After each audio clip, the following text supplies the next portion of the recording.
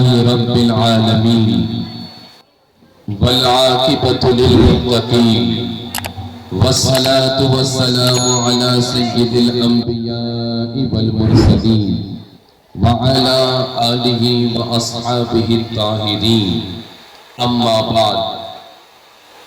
أعوذ بالله من الشيطان الرجيم بسم الله الرحمن الرحيم قل لا أسألكم عليه أجرا إلا المودة في القربى صدق الله العظيم وبلغنا رسوله النبي الأمين المتين الكريم ونحن على ذلك لمن الشاهدين والشاكرين والحمد لله رب العالمين شاہ مردان شیر یزدہ قوت پروردگار لا فتح الا علی لا سیف الا ذوالفقار عزیزان ملت اسلامیہ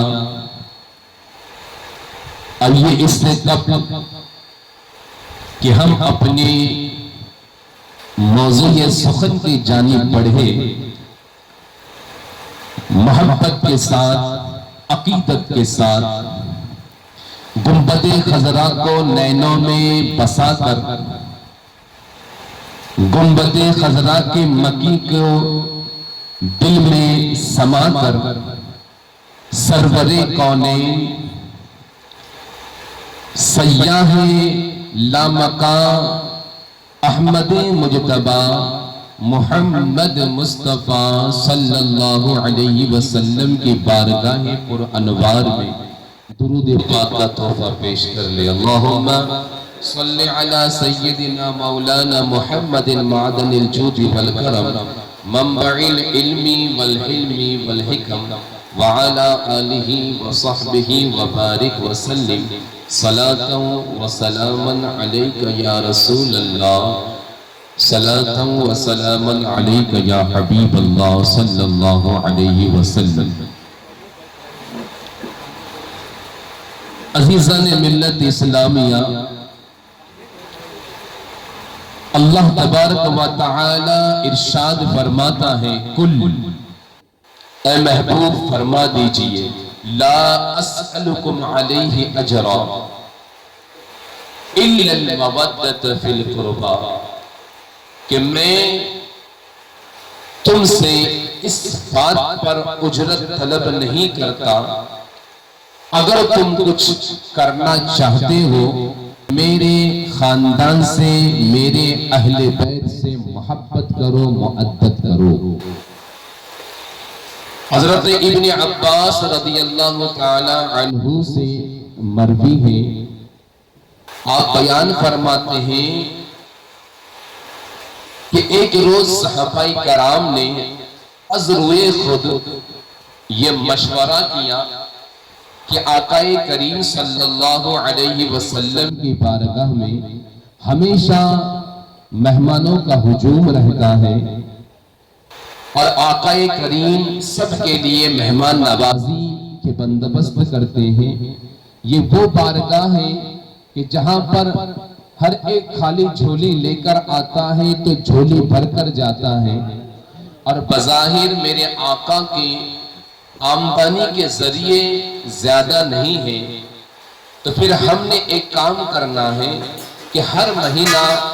کچھ نہ کچھ نذرانہ جمع کر کے آقا کی بارگاہ میں پیش کریں گے تاکہ آقا اسے قبول کر لے اور ہمارے لیے شرف کی بات ہو اور ان کے اخراجات میں کچھ مدد ہو جائے یہ سوچ کر صحابہ کرام نے مل کر مال جمع کر لیے اب جمع تو کر لیے لیکن سوال یہ تھا کہ آقا کے بارگاہ میں یہ پیش کرے گا کون کس کے اندر یہ جرت ہے کہ آقا کے بارگاہ میں سے پیش کیا جائے سب کے رائے مشورے سے حضرت عباس رضی اللہ تعالی عنہ جو آقا کے چچا ہے ان کا انتخاب کیا گیا کہ آپ نبی صلی اللہ علیہ وسلم کی بارگاہ میں اس نذرانے کو پیش کیجئے چنانچہ حضرت عباس رضی اللہ تعالی عنہ آقا کریم صلی اللہ علیہ وسلم کی بارگاہ میں حاضر آئے، بسط احترام عرض کیے آقا جو آپ نے ہم پر احسان کیے ہیں یا ہمارے ایمان کے لیے، ہمارے رہنمائی کے لیے، ہمیں سیدھا راستہ دکھانے کے لیے آپ نے جو مشقتیں برداشت کی ہیں اور جو آپ کا احسان ہم پر ہے، ہم اسے چکا تو نہیں سکتے ہیں، لیکن یہ کچھ نذرانہ عقیدت ہیں، اسے اپنی بارگاہ میں قبول کر لیں تاکہ ہمارے لیے سعادت مندی کا ذریعہ بن جائے اور ہمارے لیے شرف کی بات ہو۔ اتنا کہنا تھا، اللہ تبارک و تعالی نے حضرت جبرائیل امین کو بھیج کر آیت نازل فرما دی کہ اے محبوب فرما دیجئے کل لا اسألکم علیہ اجرا الا المودۃ فی القربى، اے محبوب آپ کہہ دیجئے کہ میں نے جو مشقت برداشت کی، میں نے جو اسلام کے خاطر طائف میں پتھر کھائے، میں نے جو مصیبتیں جھیلی ہیں، میں نے جو مصیبتیں برداشت کی ہیں، تو میں نے جو احسان کیا میں اس احسان کا بدلہ نہیں چاہتا ہوں سوائے اس کے کہ اگر تم کچھ کرنا چاہتے ہو تو میرے خاندان سے محبت کرو، میرے خاندان سے پیار کرو۔ علماء کرام فرماتے ہیں کہ یہ آیت اہل بیت اطہار کی شان میں نازل ہوئی۔ نبی کے خاندان میں کون ہے؟ مولا علی ہے، فاطمہ الزہرا ہے، دونوں بیٹے حسنین کریمین ہیں، سبحان اللہ۔ یعنی رب چاہ رہا ہے کہ ہم اللہ کے رسول کے خاندان سے پیار کریں، محبوب چاہ رہے ہیں کہ ہم رسول کے خاندان سے الفت کریں، اور رسول کے خاندان میں علی ہے یعنی علی سے ہم پیار کریں، فاطمہ ہے فاطمہ سے ہم پیار کریں، حسن و حسین ہے تو ہم ان سے پیار کریں، اسی میں ہمارے لیے کامیابی ہے اور ہمارے لیے نجات ہے۔ آؤ میں آپ کو بتاؤں کہ اہل بیت اطہار کی شان کیا ہے اور ان کی عظمت کیا ہے۔ چنانچہ حدیث شریف میں ہے کہ حضرت زید بن ارقم رضی اللہ تعالی عنہ ارشاد فرماتے ہیں کہ ایک روز سرور کونین صلی اللہ علیہ وسلم مکہ معظمہ اور مدینہ المنورہ کے بیچ میں غدیرہ خم کے پاس آپ نے خطبہ دیا، اور خطبے میں سب سے پہلے رب کی حمد و ثنا بیان کی، بعدہ ہمیں واعظ و نصیحت فرمایا، اور پھر کہنے لگے آقا کہ اے لوگوں یاد رکھو اللہ کا بندہ ہوں اور انقریب اللہ کا بھیجا ہوا فرشتہ یعنی ملک الموت میرے پاس آ جائے گا، اور میں اللہ کے حکم کی تعمیل کرتے ہوئے تمہارے درمیان سے رخصت ہو جاؤں، لیکن یاد رکھنا انا تارکم فیکم الثقلین، میں تمہارے درمیان میں دو بھاری اور نزلی اور نفیس چیزوں کو چھوڑے جا رہا ہوں۔ اولہما کتاب اللہ فیہ الہدی والنور، پہلی چیز جو میں تمہارے درمیان میں چھوڑے جا رہا ہوں وہ اللہ کی کتاب ہے، قرآن کریم ہے، لہٰذا اس میں ہدایت اور نور ہے، تم اسے مضبوطی سے تھامے رہو، قرآن پر عمل کرتے رہو، اس کے دامن سے وابستہ رہو، اسے مضبوطی سے تھام لو، اس کے احکام پر عمل کرو، تمہارے لیے اسی میں نجات ہے۔ اور پھر میرے آقا ارشاد فرماتے ہیں وَأَهْلُ بَيْتِي اُذَكِّرُ اللَّهَ فِي أَهْلِ بَيْتِي، اور میرے اہل بیت ہے دوسری چیز جو میں تمہارے درمیان میں چھوڑے جا رہا ہوں، اور میں اپنے خاندان کے متعلق تم سے تم کو اللہ سے ڈراتا ہوں کہ تم صحیح طریقے سے میرے خاندان کے ساتھ انصاف کرنا، میرے خاندان کے ساتھ میں صحیح طریقے سے پیش آنا۔ آقا کریم نے دو مرتبہ تاکید کے ساتھ ارشاد فرمایا کہ میرے خاندان کے ساتھ تم صحیح طریقے سے پیش آنا۔ اللہ اللہ، حضرت جابر رضی اللہ تعالی عنہ ارشاد فرماتے ہیں کہ میں نے حجۃ الوداع کے موقع پر آقا کریم صلی اللہ علیہ وسلم وسلم کو اس طرح دیکھا کہ عرفہ کے دن آپ اونٹنی پر سوار ہے، آقا خطبہ دے رہے ہیں اور ارشاد فرما رہے ہیں، اے لوگوں سنو سنو، انی ترکتم فیکم ما ان اخذتم بہ لن تضلوا کتاب اللہ و عطرتی و اہل بیتی۔ اے لوگوں سنو، میں تمہارے درمیان میں دو بھاری چیزوں کو چھوڑے جا رہا ہوں، اگر تم نے اسے مسموری تھامے رہے، اس کے ساتھ میں وابستہ رہے تو کبھی گمراہ نہیں ہوں گے۔ وہ کیا ہے؟ پہلی چیز اللہ کی کتاب ہے اور دوسرا میرا خاندان ہے۔ سبحان اللہ سبحان اللہ۔ آقا ارشاد فرما رہے ہیں کہ میں نے تمہارے درمیان میں قرآن کو چھوڑا اور اپنے خاندان کو چھوڑا۔ آؤ میں ایک اور حدیث کو کوٹ کر دوں پھر نتیجے پر آؤں۔ اب حضرت ابو ذر رضی اللہ تعالی عنہ خانہ کعبہ کے دروازے کو پکڑ کر ارشاد فرماتے ہیں کہ میں نے آقا کو کہتے ہوئے سنا، میرے آقا فرماتے ہیں الا ان مثل اہل بیت فیکم مثل سفینۃ نوح من رکبہا نجا ومن تخلف عنہا ہلکا۔ اے لوگوں سنو، ہوشیار ہو جاؤ، خبردار ہو جاؤ، میں تمہارے درمیان میں میرے خاندان کی مثال ایسے ہی ہے جیسے کہ حضرت نوح علیہ السلام کی کشتی، کہ جو کشتی میں سوار ہو گیا وہ نجات پایا، اور جس نے کشتی میں سوار ہونے سے جو رہ گیا وہ ہلاک ہو گیا۔ سبحان اللہ سبحان اللہ۔ آقا فرما رہے ہیں کہ میرا خاندان یہ حضرت نوح علیہ السلام کے کشتی کے مانند ہے تمہارے درمیان میں، کہ اگر نوح علیہ السلام کی کشتی میں جو سوار ہوا وہ طوفان نوح سے بچ گیا، اور جو سوار نہ ہوا وہ سب ہلاک ہو گئے، تو یاد رکھو جو محبت اہل بیت اطہار کی کشتی میں سوار ہو جائے گا وہ بچ جائے گا، اور جو سوار ہونے سے رہ جائے گا وہ تباہ و ہلاک و برباد ہو جائے گا۔ سبحان اللہ سبحان اللہ۔ آقا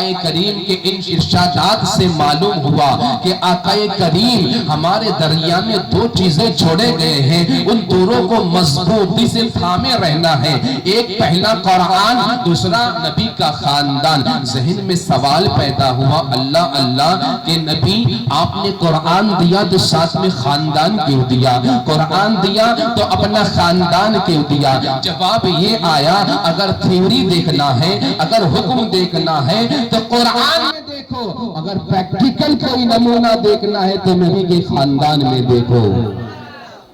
پریکٹیکلی کوئی اگر حکم دیکھنا ہے تو نبی کے خاندان میں دیکھو۔ تو جب تم قرآن میں دیکھو کہ اللہ نے فرمایا اقیموا الصلاۃ وآتوا الزکاۃ، اے لوگوں نماز پڑھو، تو قرآن میں تھیوری دیکھ لیے، اب تمہیں اگر پریکٹیکل نمونہ دیکھنا ہے تو آؤ میرے خاندان میں دیکھو، علی کی نماز کو دیکھو، فاطمہ الزہرا کی نماز کو دیکھو، حسنین کریمین کی نماز کو دیکھو۔ سبحان اللہ سبحان اللہ۔ ہم نے جب قرآن میں پڑھا کہ اقیم الصلاۃ، نماز قائم کیا جائے، اب اگر ہمیں یہ دیکھنا ہے کہ نماز کس طرح قائم کیا جائے تو نبی کا خاندان دیکھنا ہوگا۔ آؤ میں بتاؤں کہ نبی کے خاندان نماز پر کس طرح قائم رہتے ہیں۔ مولائے علی ہے، مقام صحبہ ہے، سبحان اللہ قربان جاؤ۔ نبی نے نماز پڑھ لی عصر کی، مولا علی ابھی پڑھے نہیں ہے، وضو کر کے چلے ہیں۔ اللہ اللہ، علی کی زانو مبارک ہے، نبی کا سر ہے، نبی سر رکھ کے آرام کرنے لگے، علی انتظام کرنے لگے۔ اللہ اللہ، علی کبھی نبی کے سورج کو دیکھے، کبھی ڈوبتے ہوئے سورج کو دیکھے۔ علی کے دل میں خیال ہے کہ نے ابھی تک نماز پڑھی نہیں ہے، آقا نے پڑھ لی ہے لیکن آقا آرام فرما رہے ہیں، سورج ڈوب رہا ہے، ابھی سورج ڈوب جائے گا تو میری نماز قضا ہو جائے گی۔ اللہ اللہ، آپ یہ سوچ رہے ہیں کروں تو میں کیا کروں، نبی کو اٹھاؤں یا نہ اٹھاؤں، جگاؤں یا نہ جگاؤں۔ کبھی نبی کی صورت دیکھیں، کبھی ڈوبتے ہوئے سورج کو دیکھیں، دیکھتے دیکھتے سورج ڈوبے چلا جا رہا ہے، اور یہ کون سوچ رہا ہے؟ کس کی نماز کا مسئلہ ہے؟ جس کے بارے میں میرے آقا فرماتے ہیں انا مدینۃ العلم وعلی بابھا، میں علم کا شہر، میرا علی اس کا دروازہ۔ سبحان اللہ، یہ اس کے نماز کا مسئلہ ہے کہ آقا جس کے شان میں فرما رہے ہیں کہ انا مدینۃ العلم وعلی بابها، میں علم کا شہر ہوں، میرا علی اس کا دروازہ ہے۔ کیا مطلب؟ جو علی کو پائے گا وہ مجھے پائے گا، جو علی کا نہیں وہ میرا نہیں۔ سبحان اللہ سبحان اللہ۔ اور یہ کس کی نماز کا مسئلہ ہے؟ اس علی کے نماز کا مسئلہ ہے جس کے علم کے بارے میں فرمان ہے۔ یہ پورا قرآن اگر اکٹھے ایک جگہ جمع کر دیا جائے تو سورہ فاتحہ، اور سورہ فاتحہ کو ایک جگہ جمع کر دیا جائے تو بسم اللہ الرحمن الرحیم، بسم اللہ کو ایک جگہ مفہوم کو جمع کر دیا جائے تو بسم اللہ کے بے کا نقطہ، میرا علی وہ ہے جو نقطے کے مفہوم کو جانتا ہے، میرے علی کا وہ علم ہے۔ ایسا علی اللہ اللہ فرماتے ہیں اگر اللہ کے سامنے ہاتھ باندھ کر کھڑے ہو جائے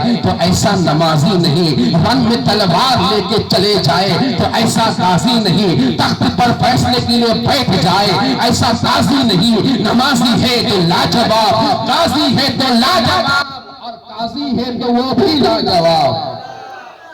ایسے علی کے نماز کا مسئلہ ہے۔ اللہ اللہ، یاد رکھو میرے بزرگوں اور دوستو، دنیا میں بے شمار انسان آئے، بے شمار انسان آئے، بعض ایسے گزرے جس میں کوئی خوبی نہیں، بعض ایسے بھی گزرے جس میں چند خوبیاں تھی، لیکن علی وہ ہے، وہ ذات گرامی ہے کہ جو بہت سارے کمالات اور خوبیوں کا جامع ہے، اس لیے کہ علی شیر خدا ہے تو داماد پیغمبر بھی ہے، علی حیدر کرار ہے تو فاطمہ الزہرا کے شوہر نامدار بھی ہے، حسنین کریمین کے والد بزرگوار بھی ہے، علی سخاوت والے بھی ہے، علی شجاعت والے بھی ہے، علی علم والے بھی ہے، علم والے بھی ہے، اللہ علی فصاحت و بلاغت کے شہسوار بھی ہے، علی وہ ہے کہ جن کے ہر ایک کمال کا کوئی جواب نہیں ہے، اور ہر ایک خوبی میں آپ ممتاز ہیں، اسی لیے تو دنیا آپ کو مظہر العجائب والغرائب کے نام سے یاد کرتی ہے، اور رہتی دنیا تک قیامت تک لوگ یاد کرتے رہیں گے۔ اس علی کی نماز کا مسئلہ ہے۔ علی کبھی نبی کی صورت کو دیکھے، کبھی سورج کو دیکھے، سورج ڈوبے جا رہا ہے، دیکھتے دیکھتے سورج ڈوب گیا، دل میں ایک جذبہ پیدا ہوا، احساس ہونے لگا کہ میں نے عصر کی نماز نہ پڑھی اور سورج ڈوب گیا، میری نماز قضا ہو گئی۔ احساس آنسو بن کے بہنے لگے، رخسار نبی پر ٹپکنے لگے، نبی بیدار ہوئے، علی کیا بات ہے، رونے کی وجہ کیا ہے؟ آقا آپ نماز پڑھ چکے، میں نے ابھی تک نہیں پڑھی، سورج ڈوب گیا، میری نماز قضا ہو گئی۔ علی کدھر ہے سورج؟ بولے ادھر ڈوبا ہے سورج۔ آقا کریم نے دعا کے لیے ہاتھ اٹھایا، مولا علی کے لیے دعا فرمائے، پھر انگلی کا اشارہ کیا، ڈوبا ہوا سورج پلٹ کر سامنے آ گیا۔ علی لو سورج آ گیا، علی نے نماز پڑھی، سلام پھیرے، سورج ڈوب گیا۔ اعلیٰ حضرت فرماتے ہیں سورج الٹے پاؤں پلٹے، چاند اشارے سے ہو چاک، اندھے نجدی دیکھ لے قدرت رسول اللہ کی۔ علی کی نماز پوری ہوئی، جب یہ واقعہ ہو گیا تو دیوانوں نے علی کو گھیر لیے، پروانوں نے علی کو گھیر لیے۔ علی ذرا یہ بتاؤ کہ تم نے جتنی عبادت کی ہے تو تمہاری عبادت کے کون سے سجدے میں تمہیں ناز ہے؟ علی فرماتے ہیں مجھے میری عبادت کے ہر سجدے پہ ناز ہے، اس لیے کہ میں جب عبادت کے لیے جاتا ہوں، جب نماز کے لیے تیار ہوتا ہوں تو یہ سوچ کر تیار ہوتا ہوں کہ آج رب کی تجلی کو دیکھوں گا، اور جب ایسا نہیں ہوتا ہے، نماز میں رب کی تجلی کو دیکھ نہیں پاتا ہوں تو یہ سوچ کر کھڑے ہو جاتا ہوں رب کی تجلی مجھے دیکھے گی، میں دیکھ لوں تو معراج بندگی، اگر وہ دیکھ لے تو معراج زندگی ہو جائے۔ لیکن سنو، جہاں پر مجھے میرے ہر ایک سجدے پہ ناز ہے، مقام صحبہ کے سجدے پہ بھی ناز ہے۔ بولے کیوں؟ بولے اب تک سورج نکلا تھا سب کے لیے، وہاں نکلا تھا فقط میرے لیے۔